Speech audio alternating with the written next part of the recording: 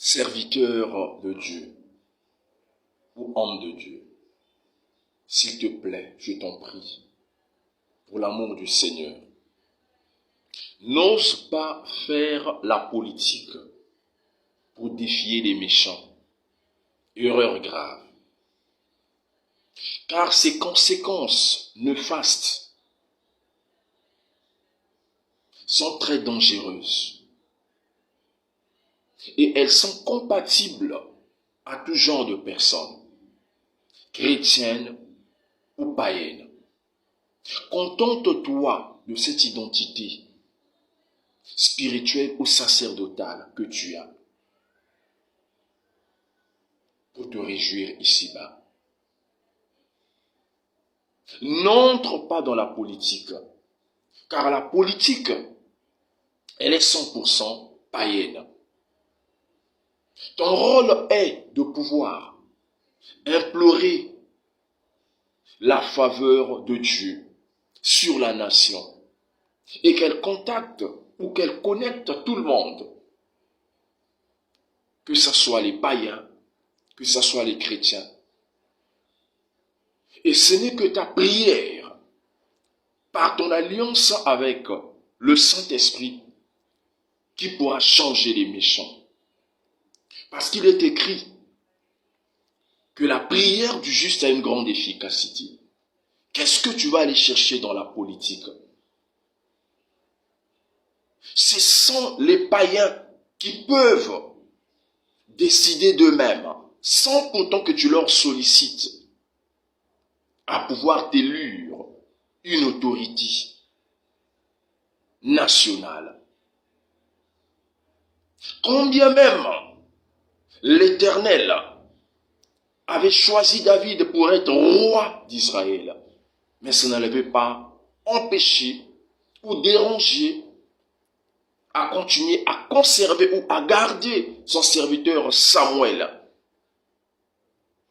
à être roi, à être prophète, excusez-moi. Dieu sait faire la part des choses. Dieu t'a appelé dans le sacerdoce. Demeure dans le sacerdoce. Parce que Dieu reconnaît qu'il avait mis en toi des atouts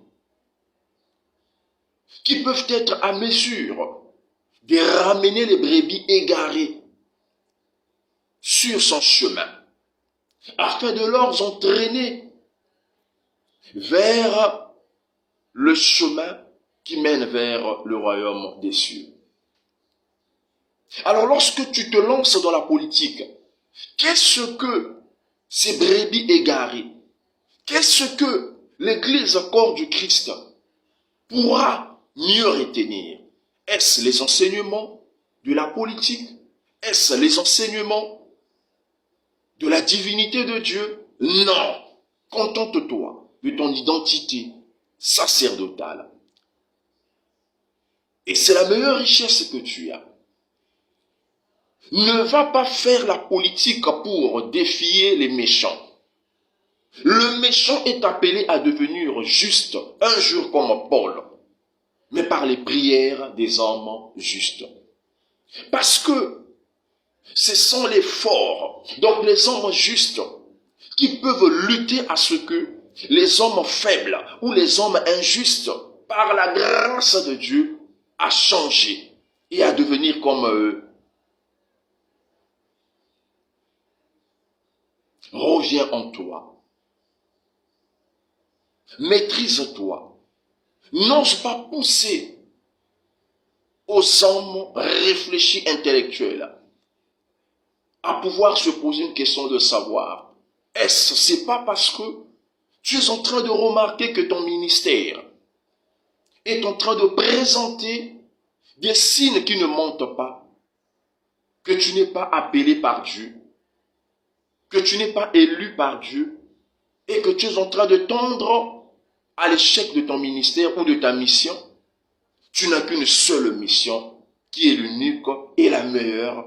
C'est celle que Dieu t'a donnée, à pouvoir sauver les âmes, prêcher l'évangile. Et c'est la meilleure mission que tu as.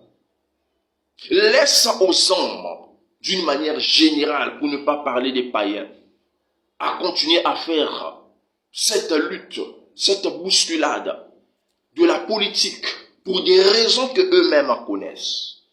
Mais toi, la meilleure et la véritable raison que tu dois conserver, c'est de prêcher la parole.